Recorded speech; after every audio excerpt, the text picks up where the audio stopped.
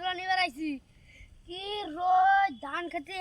খুঁটটা জল নাই ধান গাছে মই দে দেখাও কেমন হয়েছে এখন যাই বাড়ি যাই মায়ের কইলাম নিনবের দাম কি পিছে খালি আইলি কেদা আর ধান খেতে খুঁটটাও জল নাই দাঁড়ালাম এই জায়গায় ছাও দেখে যাই এখন বাড়ির দিকে যাই চুলকায় থাহা যায় না হাবলা উঠে বেড়ে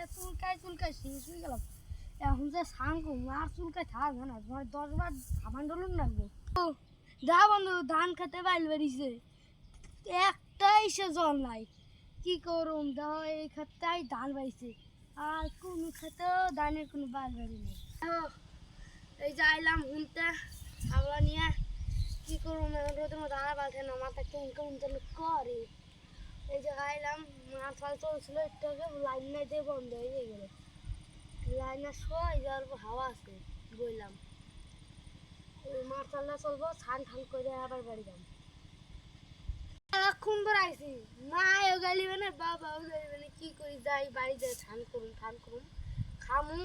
স্কুল তো আজকাল যাওয়া হবো না জায়গাতে ওই বাড়ি গেলে মাও গালিবে না বাবা তো মা হাত পা ধুয়ে যায় হারে খাই যায় পুরা শরীর চুল হাত পা ধুয়ে যায় বাড়ি যায় মা একটু গালিবে না মা নাই ভালো কথা যাই স্নান করে আই যায়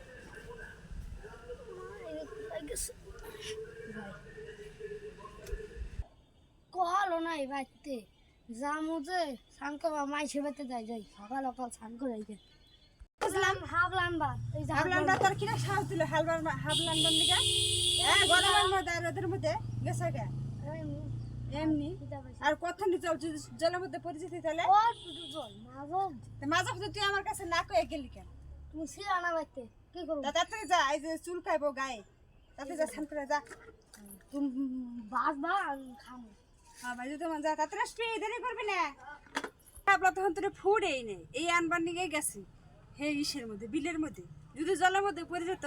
এড়াই মাত্র পুলা আমার পুলার আর কিছুগুলো আমি তখন কিনে থাকতাম যাক আনছে যখন ভালোই করছে তোর ভাই যে দুমনে যাই থুই দেখবে এই যে দেখো হাবলা আমার পুলে আনবার গেছিল